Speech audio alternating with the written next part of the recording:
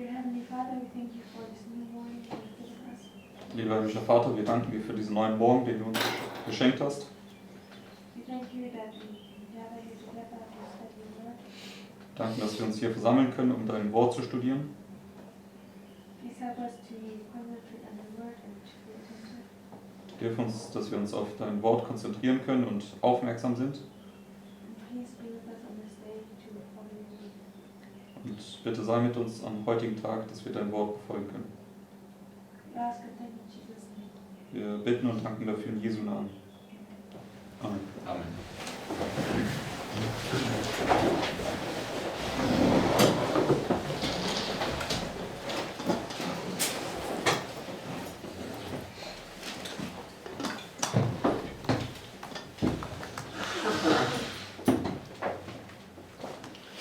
Okay, yesterday we started going through recapping all this, all the points how we came to understand what we understand. Also gestern haben wir damit angefangen, nochmal eine Wiederholung zu machen, um nochmal aufzuzeigen, wie wir zu dem gekommen sind, was wir heute verstehen. And we were basically dealing with the time of the end in Daniel 11:40, right? Und wir haben uns hauptsächlich mit der Zeit des Endes aus Daniel 11, Vers 40 beschäftigt. Okay, and we were showing how the time of the end brings us to 1798. Und wir haben dann gezeigt, wie die Zeit des Endes uns zu 1798 bringt. But we were also shown how the time of the end brings you to the end of the Sunday law crisis, right? Aber wir haben dann auch gezeigt, wie die Zeit des Endes uns zum Ende der Sonntagsgesetzkrise bringt. Okay, so we were looking at how the 1260, the 1260 years of papal oppression was typifying the 7 last plagues, which is the time of trouble, right? Und wir haben dann auch gezeigt, wie die 1260 Jahre der päpstlichen Unterdrückung hier diese 7 letzten Plagen hier, diese Zeit der Trübsal am Ende vorausschattet. And also how the Sunday law crisis, which is prefigured by 1798 to 1844, was also prefiguring this time of trouble, right? Und dass auch die Sonntagsgesetzkrise, die unter anderem dann vorausgestattet wird von 1798 bis 1844, ebenso eine 1260, eine Zeit der Trübsal ist. Okay, so we ended up with this pattern, right? But Und wir sind dann sozusagen mit diesem Muster hier übrig geblieben. okay, so the Millerites believed that Christ would come there, marking where he was going to bring his judgments upon the earth in 1844, right? Und die Milleriten haben ja geglaubt, dass Christus da kommen würde und seine Gerichte dann über die Erde bringen würde. Okay, so basically before and after, what do you have? Letztendlich also vor dieser Reformlinie und danach, was haben wir hier? Yes, you have the time of trouble.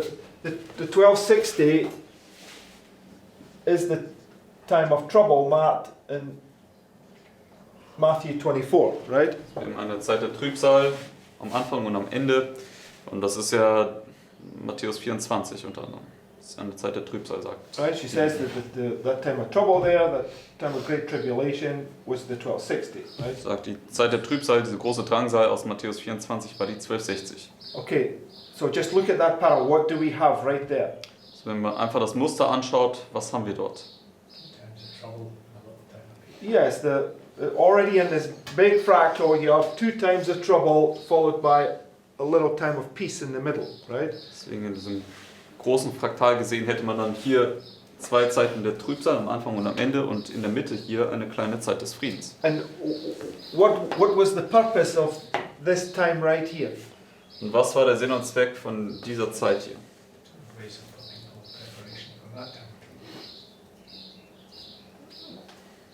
No, I don't think so. If this is the second coming of Christ, what was the purpose of this time right here? Also wenn das jetzt hier das zweite Kommen Christi markieren würde, was wäre dann der Sinn und Zweck von dieser Reformlinie hier? Yeah, to give the last warning message, because Christ was going to come, right? Die letzte Warnungsbotschaft zu geben, denn Christus würde ja da kommen. Right? Richtig? Now, so when Christ comes, what go to go to Luke 21. Gehen wir jetzt zu Lukas 21.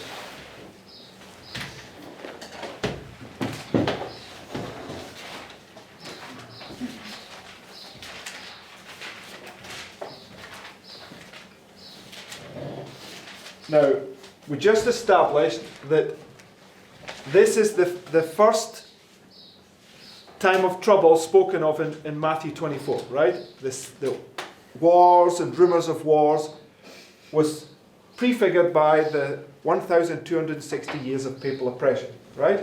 Ich habe gerade etabliert, dass das hier diese erste Zeit der Trübsal ist, Kriege, Kriegsgerüchte, dargestellt durch die 1260 der päpstlichen Unterdrückung. But what sign did they want to know? Aber welches Zeichen wollten sie damals wissen, die Jünger?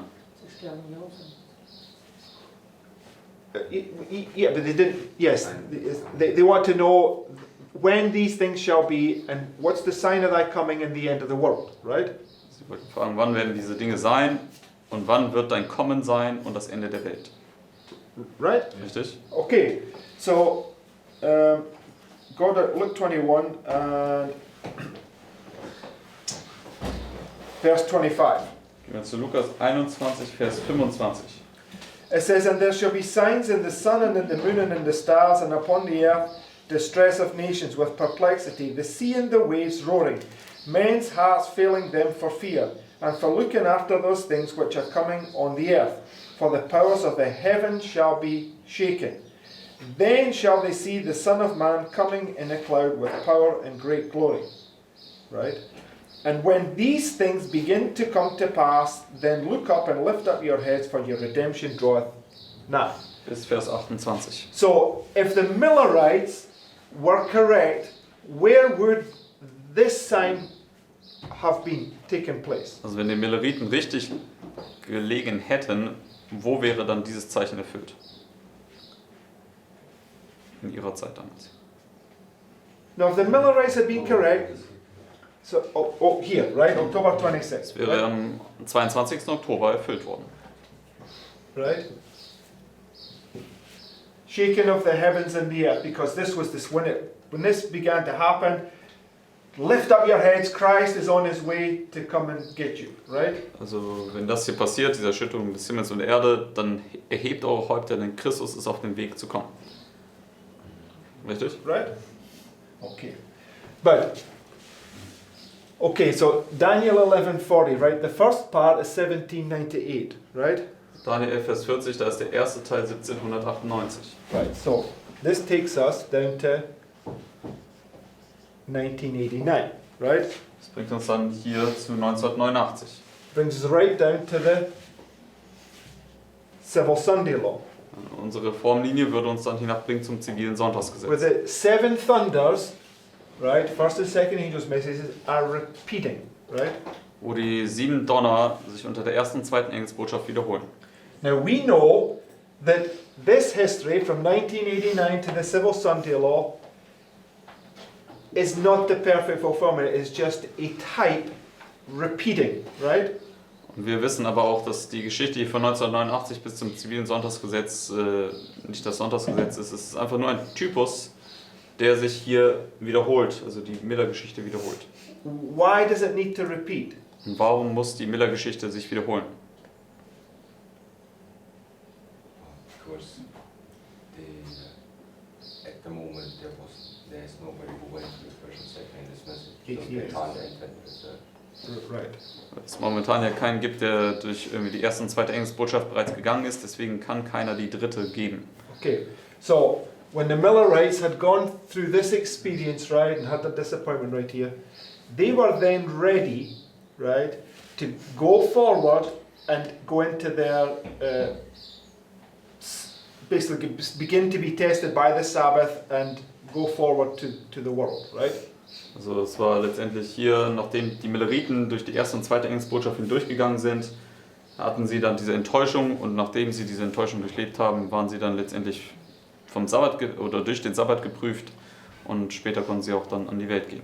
Okay?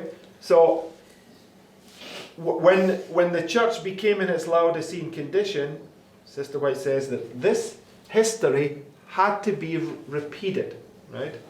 Und als die Gemeinde dann in diese Laodicea-Zustand kam, schreibt dann Ellen White, dass diese Geschichte sich wiederholen muss. So the Lord has taken a people from 1989 all the way through to the Civil Sunday Law so that they can have an experience of the waymarks of the Millerites, right? The Deswegen first and das- second angels' messages. Deswegen führt Gott jetzt hier eine Gruppe seit 1989 bis zum zivilen Sonntagsgesetz durch diese Wegmarken, sodass sie ebenso eine Erfahrung haben können unter der ersten und zweiten Engelsbotschaft. But it's on a much smaller measure than what they had, right? Aber es ist auf einem viel geringeren Maße, als was die Milleriten durchlebt haben.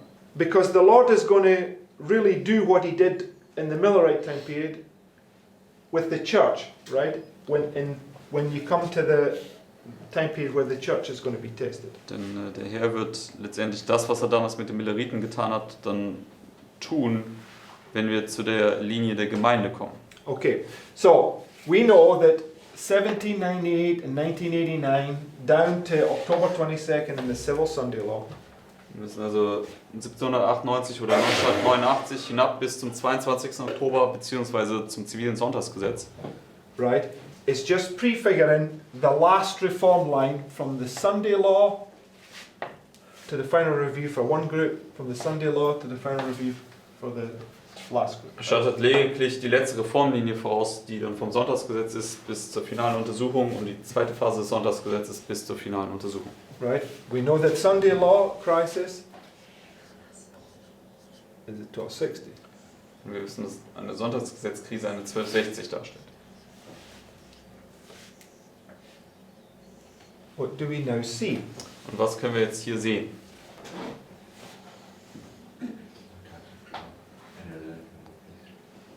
Yes, so, okay. Also wieder zwei Zeiten der Trübsal und eine kleine Zeit des Friedens hier in der Mitte. Yeah, so we see wheels within a wheel, right? Also das können wir folglich im großen Ganzen dann sehen. Wir sehen, es ist ein Rad in diesem großen Rad.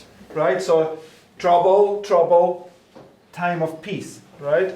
Und in dem Sinne im großen Rad Trübsal, Trübsal und die gesamte Reformlinie wäre eine Zeit des Friedens. Okay, and then within that, trouble, trouble, time of peace, In right? dem ganzen Großen hat man dann Trübsal, Trübsal und eine Zeit des Friedens. The Lord is constantly trying to get us to see these repeating patterns at different levels, right? And what they're teaching us. Der Herr möchte, dass wir beständig immer wieder diese sich wiederholenden Muster sehen lassen oder erkennen lassen und uns zu verstehen geben, was sie uns lehren. Okay, so John stands in 1798, right? Und Johannes, er steht ja 1798. He looks at the past. Er schaut in die Vergangenheit He's now in the present, what's happening in the present. und er ist jetzt hier in der Gegenwart und schaut, was in der Gegenwart ist. And go to Revelation 17. Dann gehen wir zur Offenbarung 17.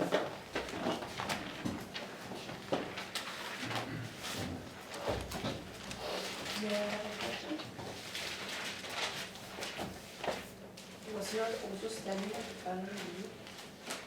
Sandra, we're dealing with this point. That's why I'm going to Revelation 17. Right? Just let's go there. Also, es war eine Frage mit, ob Johannes nicht bei der finalen Untersuchung steht. Das ist natürlich richtig her, aber wir wollen uns jetzt diesen Punkt anschauen, warum Johannes auch hier steht. John is standing at different places depending on which story you're looking at, but we're dealing with Revelation 17. So, Also wir gehen jetzt verse erstmal zur Offenbarung 17 und wollen das jetzt beantworten. 1. Okay, verse 1. Offenbarung 17, Vers 1. And there came one of the seven angels, which had the seven vials, and talked with me, saying unto me, Come hither, I will show unto thee the judgment of the great whore that sitteth upon many waters. Right? So, who came to John? Wer kam zu Johannes? One of the same thing. Which angels came to John? Einer der 7 Engel. Welcher Engel? Seven. One of the angels with the 7 last plagues, right? Also einer der Engel, der diese 7 letzten Plagen hatte. And what did he come to John to show him? Und weswegen kam er zu Johannes, um ihm was zu zeigen? What did he come to show him? Was steht hier in Vers 1? The judgment upon the whole. Upon the whore, Also right? das Gericht über die Hure. Which is the 7 last plagues, right? Das sind ja die 7 letzten Plagen. Okay, so what you have is John gets taken off into the 1260, right? He's now here where the woman receives a deadly wound, and it's pointing forward to the time where she's going to get her judgment, right? Also letztendlich, Johannes ist jetzt hier, schaut rückwärts in diese 1260 und es weist vorwärts, wo sie dann ihr Gericht erhalten wird. Because if you just take verse 1, he says, I will show unto thee the judgment of the great whore that sitteth upon many waters, right? Also steht ja hier, ich würde dir das Gericht zeigen über die große Hure, die an vielen Wassern sitzt. What did the Millerites think was going to happen right there? Also was haben die Milleriten gedacht, was würde hier passieren? The judgment upon the great whore, right? Gericht über die große Hure. Just one question. When you look at him standing here, Yes.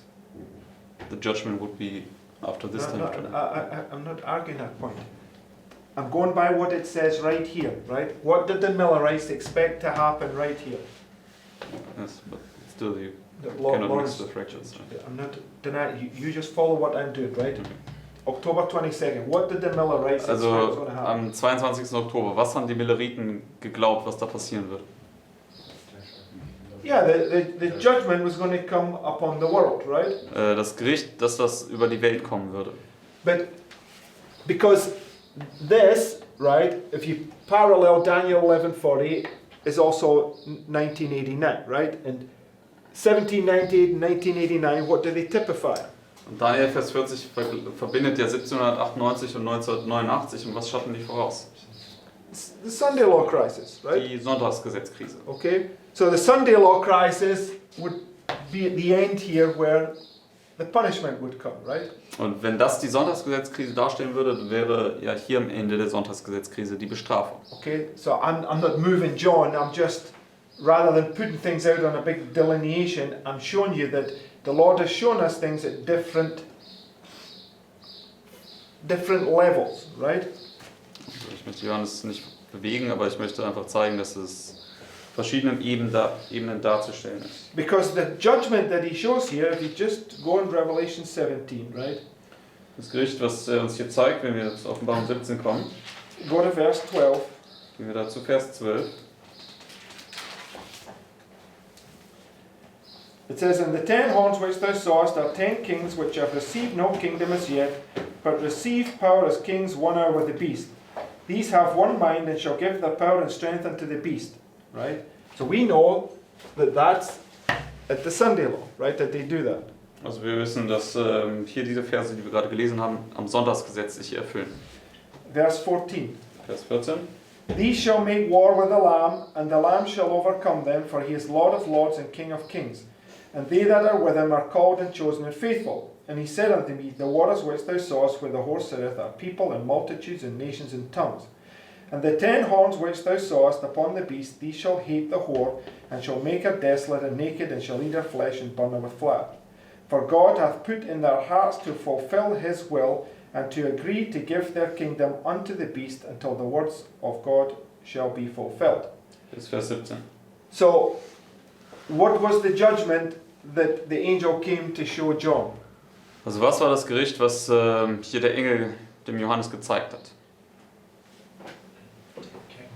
The 10 kings eating her flesh and burning her with fire. Also Right? die 10 Könige, wie sie ihr Fleisch essen und sie mit Feuer verbrennen. Yes? Richtig. Okay. So, now let's come into the smaller fractal, right? Nun, lass uns jetzt zum kleineren Fraktal kommen. Okay, so 1260, time of peace, 1260 repeats, right? So, 1260, kleine Zeit des Friedens, 1260 wiederholt sich. So where is John standing? Wo steht Johannes? Right, here, right? Am 11. August.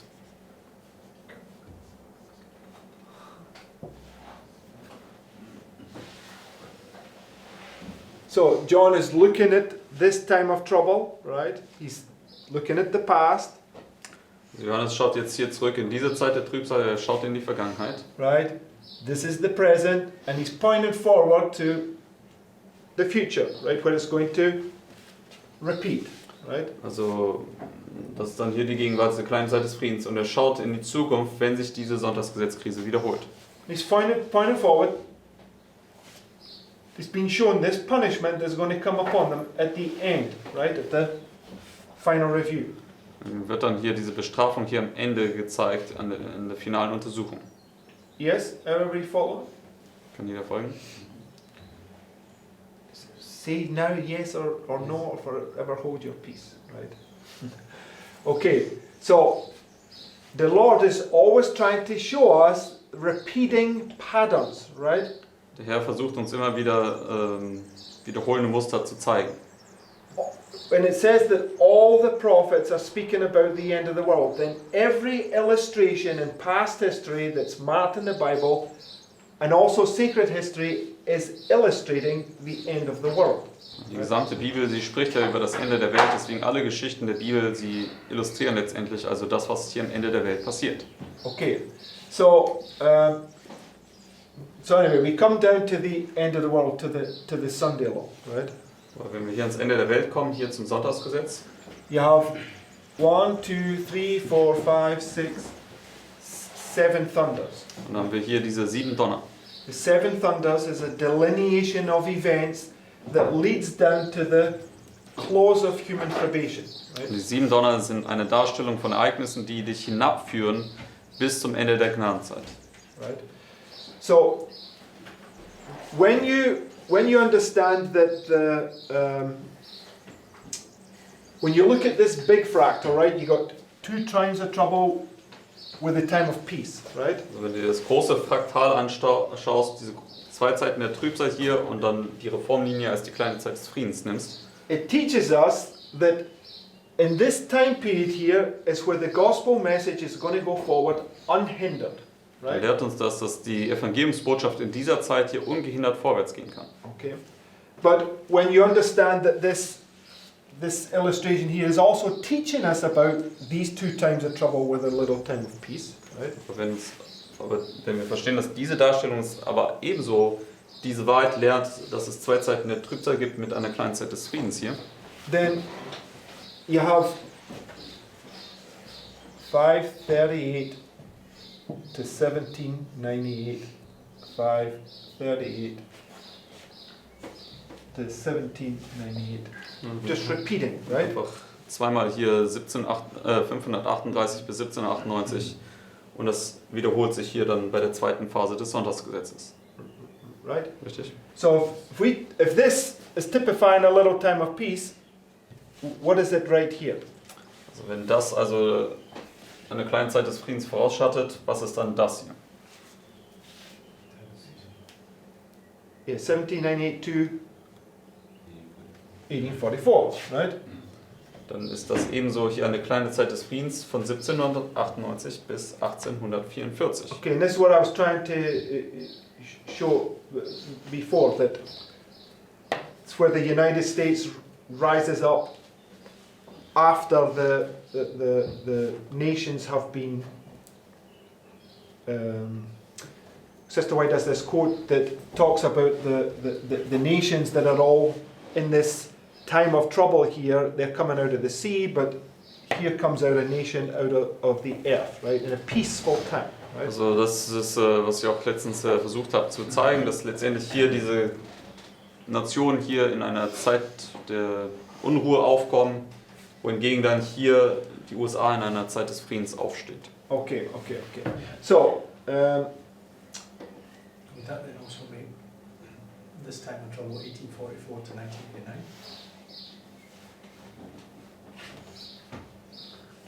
no, why? 538, where you go? 538 is 1798, and you go 1844 to 1989. Because you that time of trouble before, 538 to 1798. No, I haven't got 1844 to 1989. I've got 1798 to 1844. It's cut right there, so I'm not marking 1844 there to, you said 1989. Yes.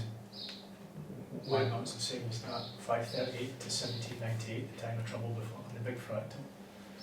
And then it would be 1844 So to 1989 on the big fractal. why is 1844 to 1989 a time of trouble?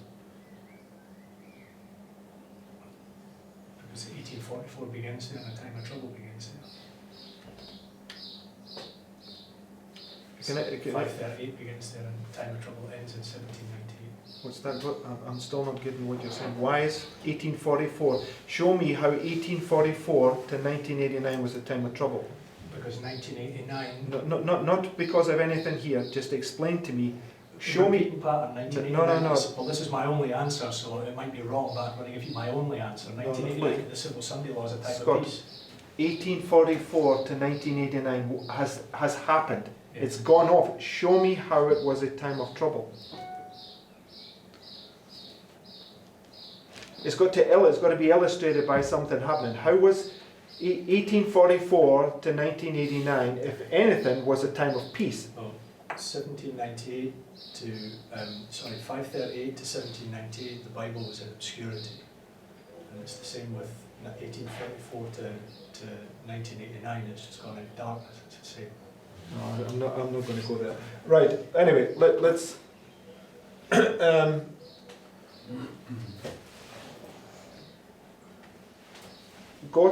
Turn in your Spirit of Prophecy, go to Education 178.3. Gehen wir zum Geist der Weissagung. Also einfach nur kurz zusammenzufassen, was Gott meinte, dass er hat halt die Frage gestellt, ob man halt jetzt hier von 1844 bis 1989 dann eine Zeit der Trübsal markieren könnte. Und ja, das werden wir uns nachher noch anschauen. Where do we go now? 178.3 down to 179.6. Education.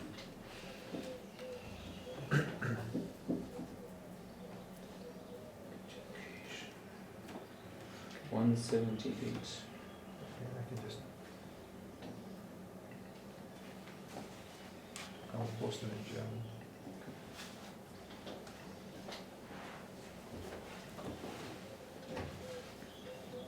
Es wird jetzt gleich auch gepostet.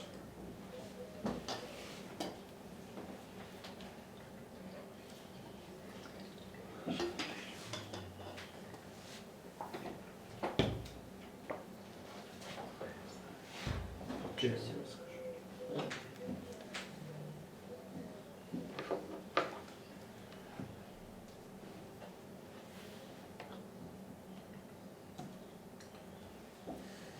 Everybody got the notes there? Und hier da die Notizen und die deutschen Notizen sind gerade gepostet worden.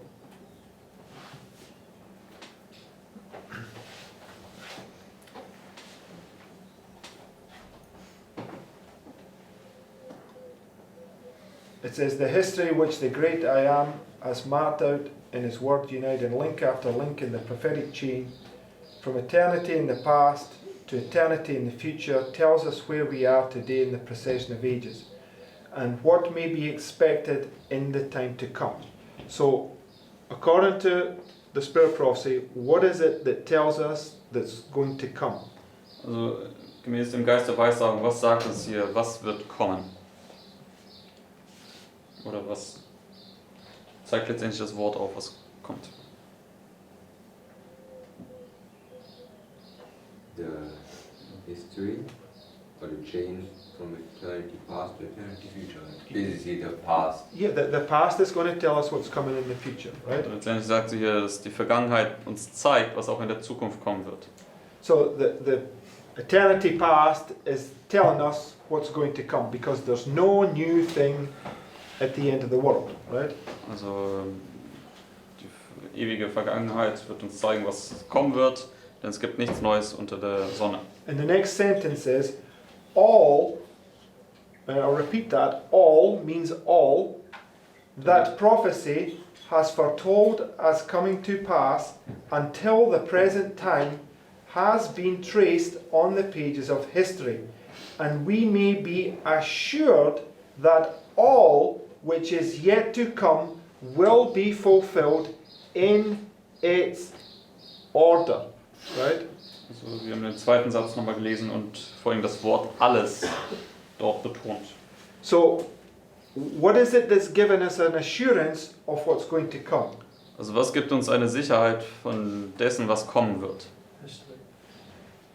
All that was written in the past, right? Alles, was in der Vergangenheit geschrieben worden ist. And it says we can be assured that all which is yet to come will be fulfilled in its order. Also wir können sicher sein, dass alles, was noch kommen wird, auch in seiner Reihenfolge kommen wird. So the seven thunders is a delineation of events in their order, right? Die 7 Donner sind ja eine Darstellung von Ereignissen in ihrer Reihenfolge. It's a delineation of events in their order leading down to the close of probation, right? Das ist eine Darstellung von Ereignissen, die dich hinabführt bis zum Ende der Gnadenzeit. So when we know that this is a type, it's a pattern that's giving us the order of events leading us down to the close of probation, right? Also wenn wir verstehen, dass das letztendlich dann ein Muster ist, dann gibt es uns sozusagen eine Abfolge von Ereignissen, die uns hinabführen zum Ende der Gnadenzeit. Okay, let's read on, right? Lass uns weiterlesen, nächster Absatz. It says the final overthrow of all earthly dominions is plainly foretold in the word of truth. So if you want to know what's going to happen at the end of the world, where are you going to get the information? Also wenn du verstehen möchtest, was am Ende der Welt passiert, wo erhältst du die Informationen? The Bible and the Spirit of prophecy, right? In der Bibel und im Geist der Weissagung. In the prophecy uttered when sentence from God was pronounced upon the last king of Israel is given the message. So she said, if you want to know the final overthrow of all earthly kingdoms, go to Ezekiel 21, right? Sie sagt letztendlich, wenn du verstehen möchtest, wie der finale Umsturz aller irdischen Herrschaft aussehen wird, geh zu Hesekiel 21. Right? Because it says, thus saith the Lord God, remove the diadem, take off the crown, exalt him that is low, and abase him that is high. I will overturn, overturn, overturn. There you have the final overthrow of all earthly kingdoms, right there. Sie Right? zitiert hier Hesekiel 21 und beschreibt dann hier diesen finalen Umsturz aller irdischen Herrschaft. And it shall be no more until he comes whose right it is, and I will give it him. Takes you right down to the second coming of Christ, right? Das führt dich also hinab bis zur Wiederkunft Christi. So 1 Corinthians 15:46 says, first comes the past history, Also 1. Korinther 15, Vers 46 sagt, zuerst kommt das Natürliche, was die vergangene Geschichte ist. yeah, okay, and it's pointing to what's going to come in its order. Und das weist dann darauf hin, was kommen wird in seiner Reihenfolge. So do you have an order there in Ezekiel 21? Haben wir hier eine Ordnung in Hesekiel Yeah. 21? He says, I will overturn, I will overturn, I will overturn until he will come whose right it is, right? Er sagt, ich werde umstürzen, ich werde umstürzen, ich werde umstürzen, bis der kommt, dessen Anrecht es ist, die Krone zu erhalten. Then it says, the crown removed from Israel passed successively to the kingdoms of Babylon, Medo-Persia, Greece and Rome. So So wir sind what, jetzt bei 179.3 angekommen. okay, sorry. What is prefiguring the final overthrow of all earthly kingdoms? Also was schattet hier den finalen Umsturz aller irdischen Herrschaft voraus? The overthrow of Babylon, Medo-Persia, Greece and Rome, right? Das Umstürzen von Babylon, Medo-Persien, Griechenland und Rom. Right? Richtig? So crystal clear, right? Das ist sehr deutlich hier niedergeschrieben. Next paragraph. Nächster Absatz. That time is at hand, right? Now, is Sister White speaking for the end of the world? Also diese Zeit ist nahe, spricht Ellen White hier über das Ende der Welt. Yes. However, Natürlich. all the prophets spoke less for their own time and more for the end of the world, right? Deswegen alle Propheten, sie haben ja weniger für ihre eigene Zeit gesprochen und mehr für uns hier am Ende der Welt. But when she said that time is at hand, she was speaking for her time, right? Aber wenn sie hier sagt, diese Zeit ist nahe, dann sprach sie also auch folglich für ihre eigene Zeit. Which time was she talking about? Und über welche Zeit sprach sie hier?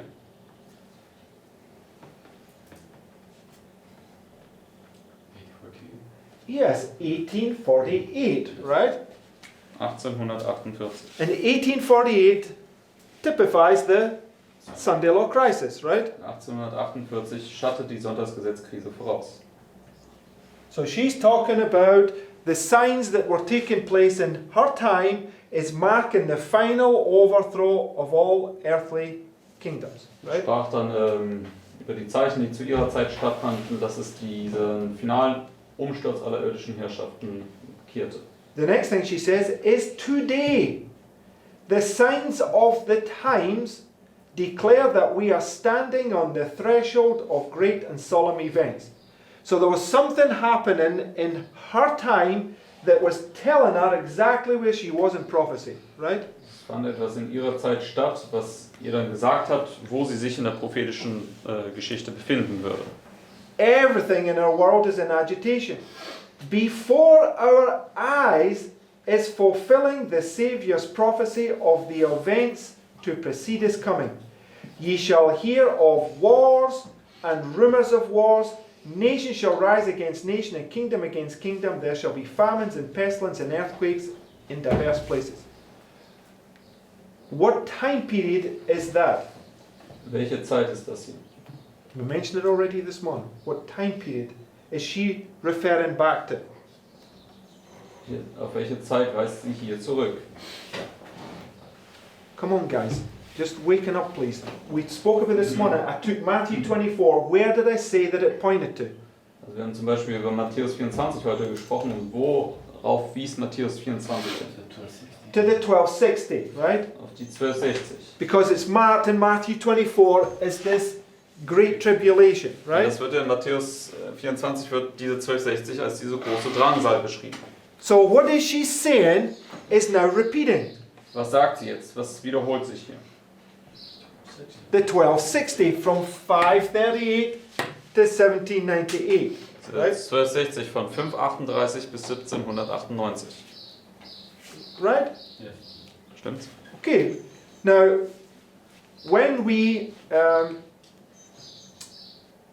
mean, there's much that we could go on here, but just before we go there, let's just read the last two paragraphs. Und bevor wir jetzt noch weitergehen, lass uns die letzten zwei Absätze hier lesen. The present is a time of overwhelming interest to all living. Rulers and statesmen, men who occupy positions of trust and authority, thinking men and women of all classes, have their attention fixed upon the events taking place about us. They are watching the strained, restless relations that exist among the nations. They observe the intensity that has taken possession of every earthly element, and they recognize that something great and decisive is about to take place, that the world is on the verge of a stupendous crisis. Now, what is the crisis that she's referring to? Also was ist die Krise, auf die sie hier Bezug nimmt?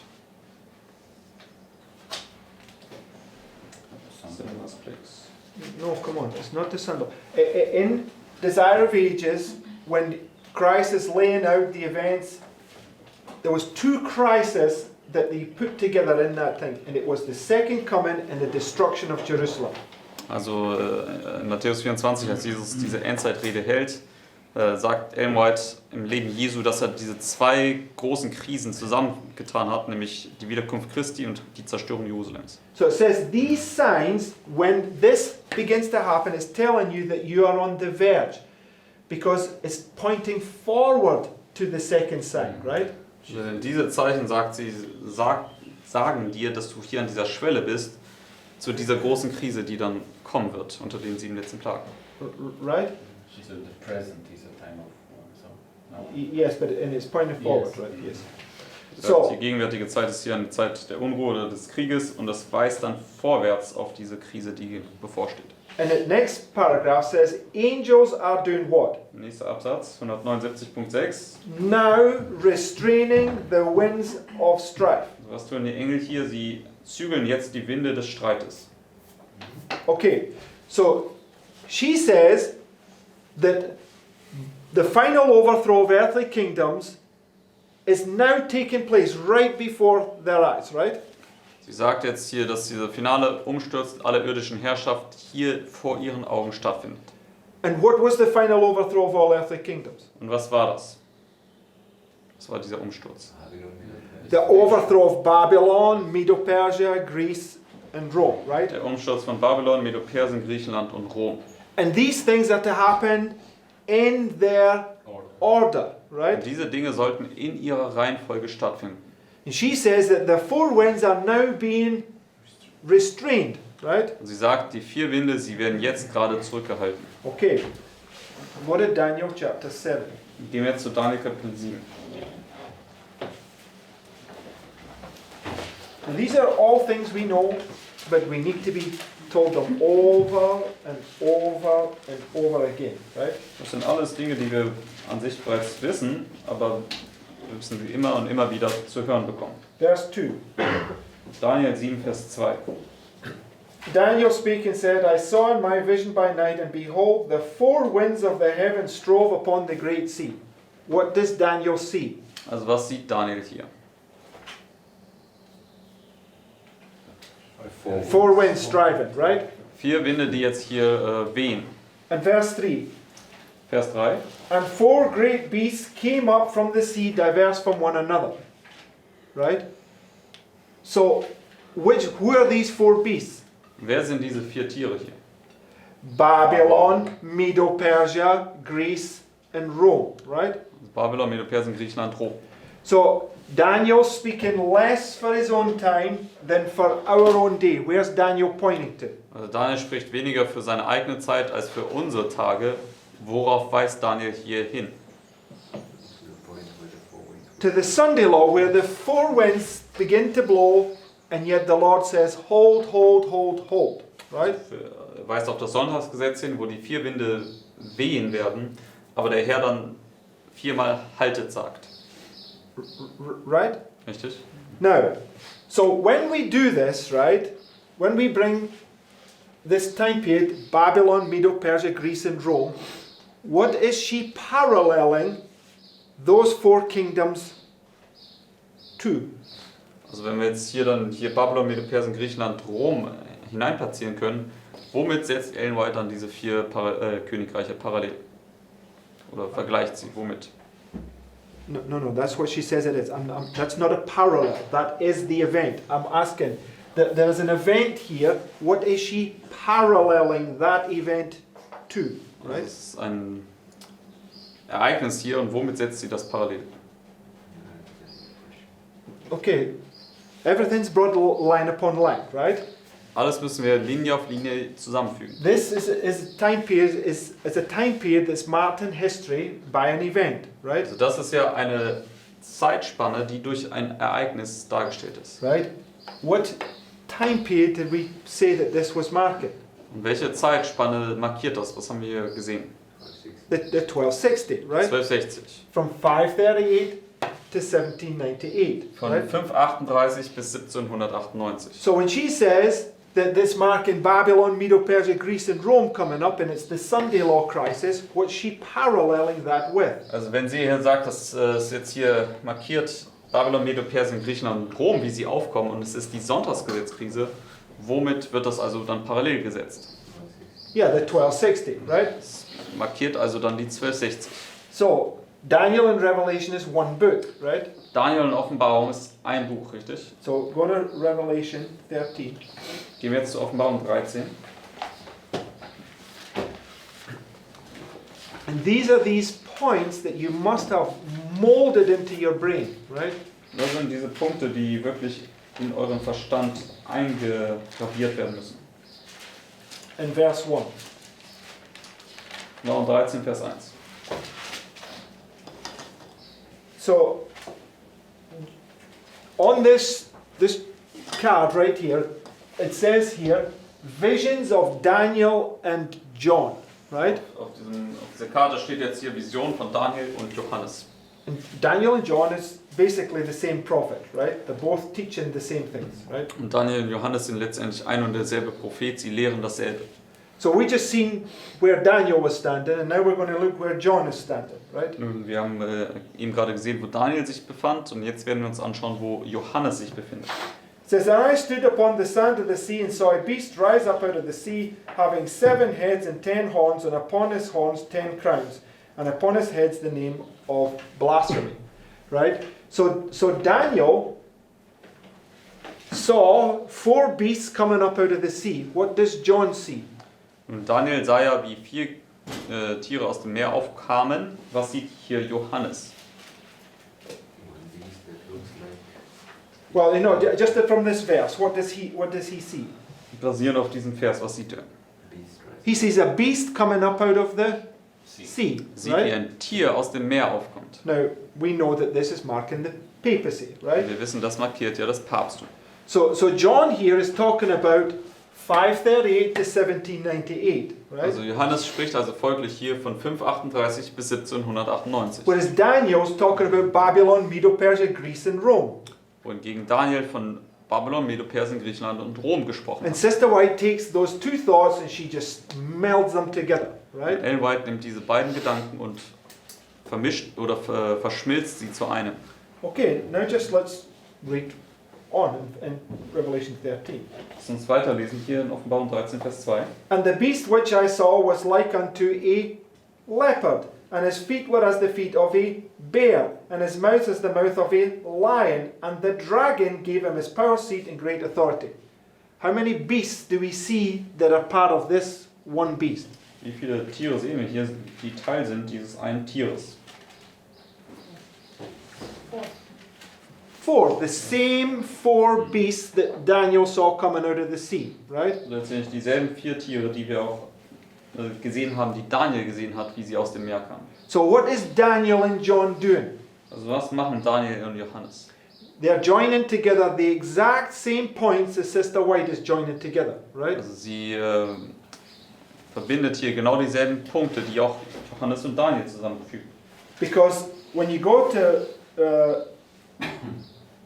Revelation 13, verse 5, Wenn wir zu Offenbarung 13, Vers 5 kommen, it says, There was given unto him a mouth speaking great things and blasphemies, and power was given unto him to continue 42 months. It's the 1260, right? das ist hier 1260 beschrieben. So this beast that comes out of the sea right here, Also dieses Tier, was hier aus dem Meer aufkommt, genau hier, right, is going to continue for 1260, right? wird fortfahren für diese 1260. And it's a parallel to Daniel's vision where the 4 winds are blowing and out of the sea comes Babylon, Medo-Persia, Greece and Rome. Das ist eine Parallele zu Daniel, was Daniel sieht, wo Babylon, Medo-Persien, Griechenland und Rom aufkommen aus dem Meer. Okay? Now, if we take this reform line, the Millerite line, right?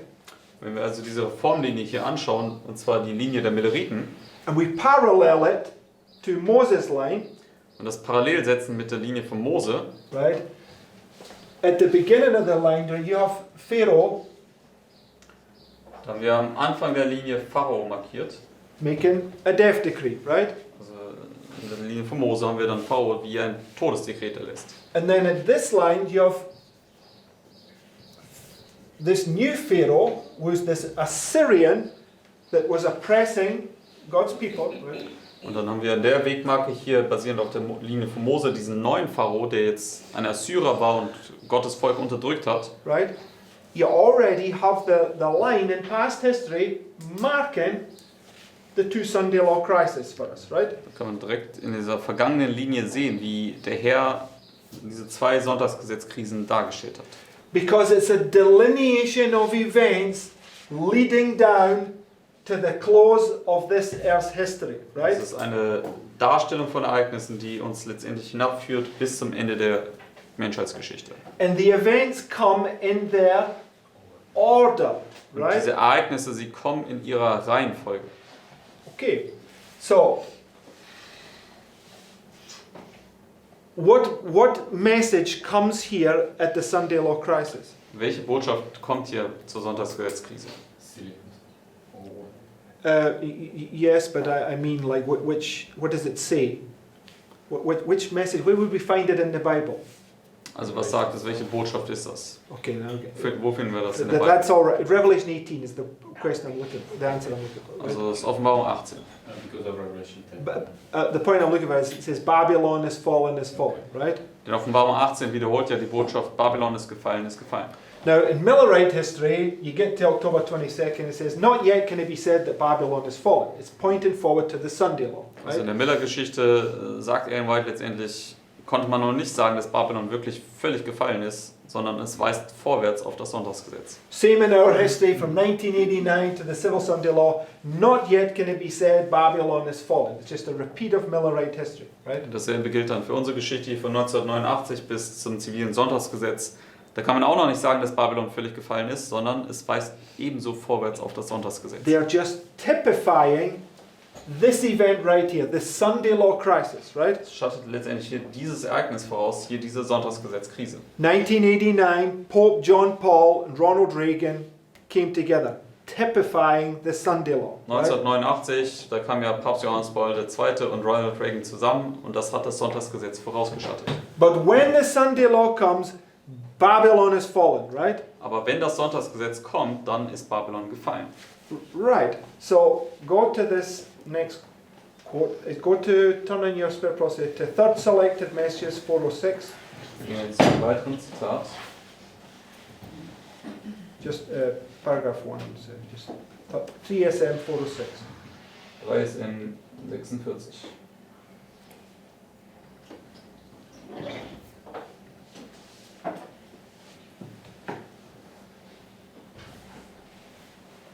Do you translate it? Yes, I will just Which paragraph is it? 46 point. just put it's the first one. So if you just put 3SM 406, you'll come straight to it. 406 or 46? 406. 406. So 3SM 406.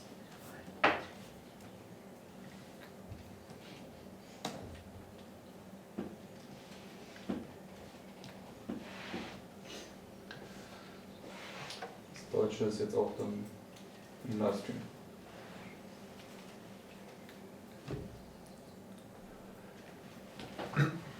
So everybody got the quote? Jeder Zugang zum Zitat. As God called the children of Israel out of where? Egypt, right?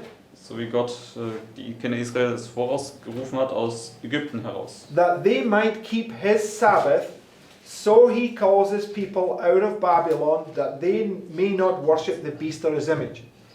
So the call, come out of Babylon, and the call, come out of Egypt, they are parallel events. Also der Ruf, komm aus Babylon heraus und der Ruf, komm aus Ägypten heraus, sind parallele Ereignisse. Right? Richtig. They're both marking the Sunday law crisis. Beide markieren diese Sonntagsgesetzkrise. Right? Richtig? Now,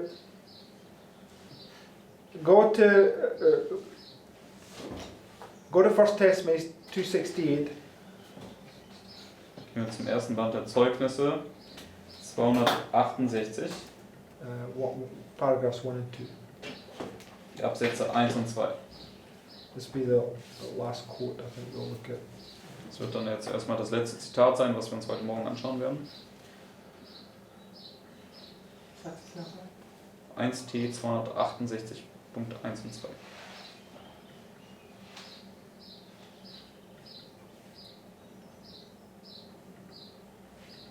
Das kommt jetzt auch gleich noch in die Livestream-Gruppe als Deutsch. Okay, I've put it there. Okay. So, it says, I was shown the inhabitants of the earth in the utmost confusion. War, bloodshed, privation, want, famine, and pestilence were abroad in the land. As these things surrounded God's people, they began to press together, and to cast aside their little difficulties. Self-dignity no longer controlled them. Deep humility took its place. Suffering, perplexity, and privation caused reason to resume its throne. And the passionate and unreasonable man became sane and acted with discretion and wisdom. My attention was then called from the scene. There seemed to be a little time of peace. Once more the inhabitants of the earth were presented before me. Again everything was in the utmost confusion. Strife, war and bloodshed, with famine and pestilence, raged everywhere. Other nations were engaged in this war and confusion. War caused famine, want and bloodshed caused pestilence. And then men's hearts failed them for fear. Right? This is the sign. This is the shaking of the heavens and the earth. Right? Das ist dieses Zeichen, das ist die Erschütterung des Himmels und der Erde. It's marking the point where it's the second coming. Right? Das markiert dann den Punkt, wo das zweite Kommen beginnt. Right? Richtig? Okay. So in one sense, you could take the whole Sunday law crisis all the way to the close of probation. This would be the first sign. And then you would have the 7 last plagues would be this sign right here where Christ comes. Right? Also in einem Sinne kann man die gesamte Sonntagsgesetzkrise nehmen und dann also als die erste Zeit der Trübsal markieren, vom Sonntagsgesetz bis zum Ende der Gnadenzeit der Menschen. Und dann die zweite Zeit der Trübsal, was dann hier beschrieben ist als die Erschütterung des Himmels und der Erde, wären die 7 letzten Plagen. Okay. So, but before we do that, I want us to see something, right? So, last few minutes, right? Bevor ich das tue, dann möchte ich euch noch was zeigen in den letzten paar Minuten. We started off 2 times of trouble, little time of peace, right? Wir haben angefangen zu zeigen, 2 Zeiten der Trübsal und eine kleine Zeit des Friedens. And that big illustration is just also repeated here. 2 times of trouble, little time of peace, right? Und diese große Darstellung oder dieses große Rad wird dann einfach hier nochmal dargestellt in einer kleineren Darstellung. 2 Zeiten der Trübsal, eine kleine Zeit des Friedens. Right? And this 1260 is the first sign you see in Matthew 24, right? Und diese 1260 ist das erste Zeichen, was wir in Matthäus 24 sehen können. Okay, but quickly go to Matthew 24. Wir gehen jetzt nochmal kurz zu Matthäus 24. Because the Lord is just repeating the patterns at different levels, right? Der Herr, der wiederholt einfach dieselben Muster auf unterschiedlichen Ebenen. This is the hardest thing for people to grasp. Und das ist vermutlich das Schwerste, was wir verstehen müssen. But it's very easy to see if you... Okay, so...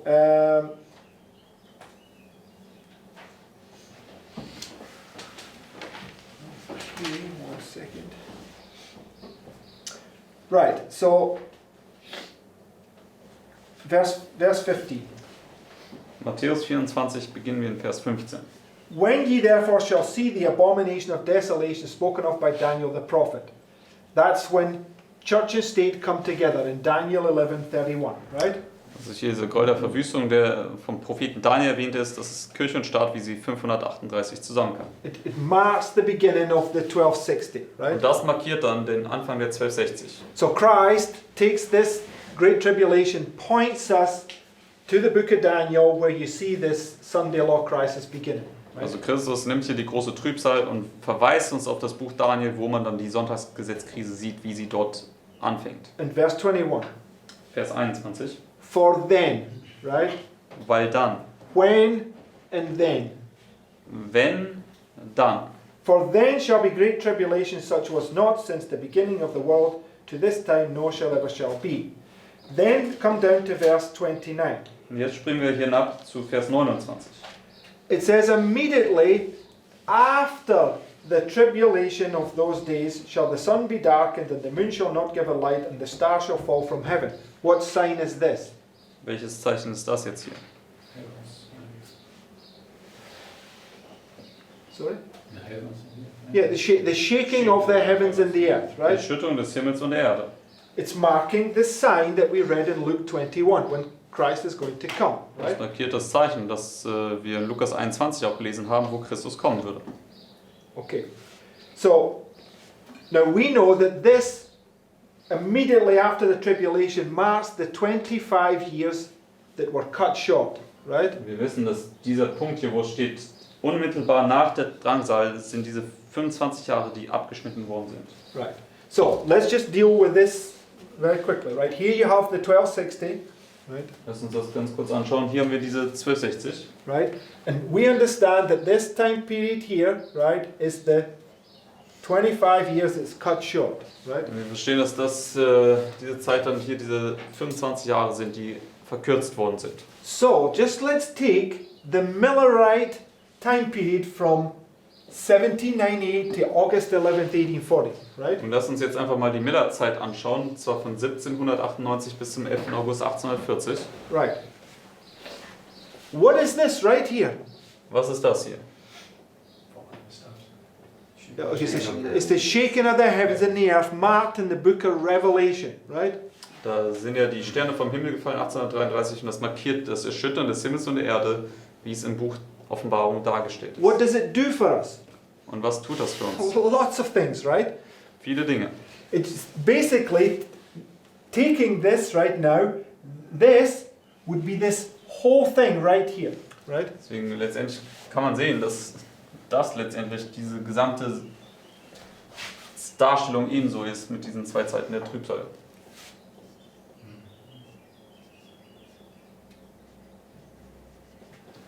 Right? Richtig? So 1831, Miller began to preach. 1833, he gets his license to preach. The stars fall from heaven. That's the same sign that's marked in Luke 21, right? Also 1831, Miller fängt an zu verkündigen. 1833 erhält er die Predigerlizenz und die Sterne fallen vom Himmel.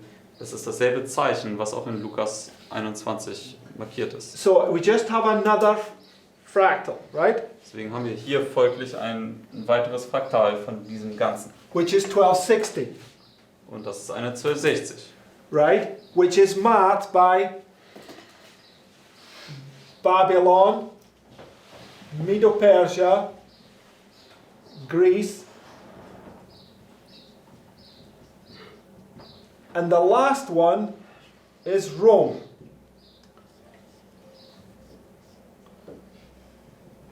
Und das ist ja dann dargestellt durch diese 4 Königreiche von Babylon bis hin nach Rom. Right? And this last one here represents this time of trouble, right? Und dieses letzte Königreich markiert dann diese weitere Zeit der Trübsal hier. Okay, so what do you have here? Aber was haben wir folglich dann hier?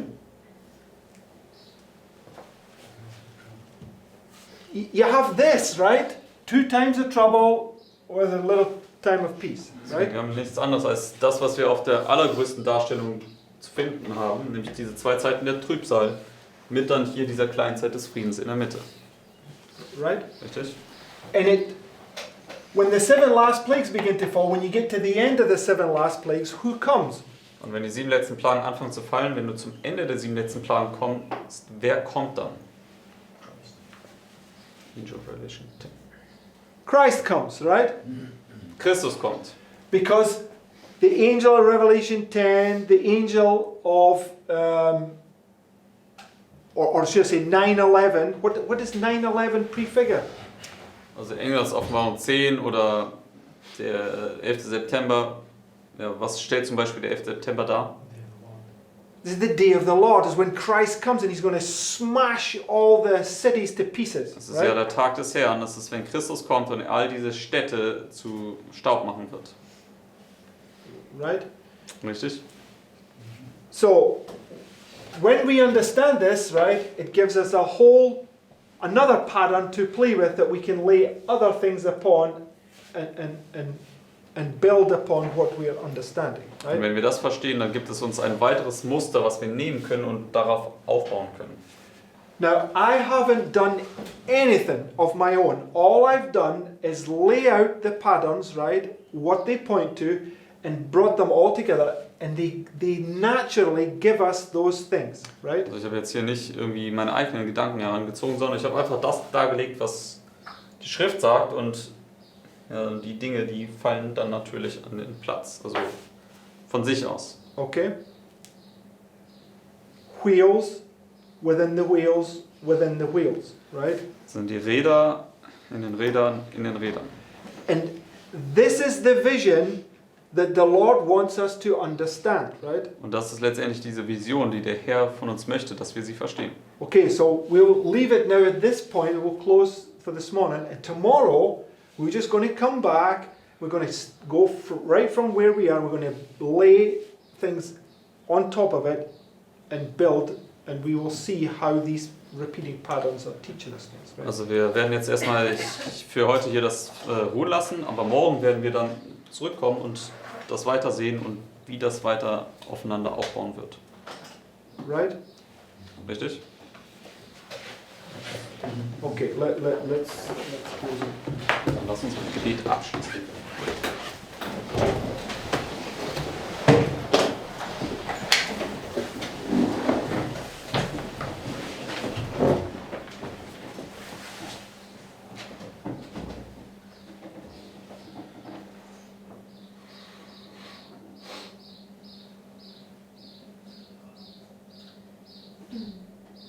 Dear Father in heaven, Lieber Vater im Himmel, we want to thank you that you are showing so clearly what is coming.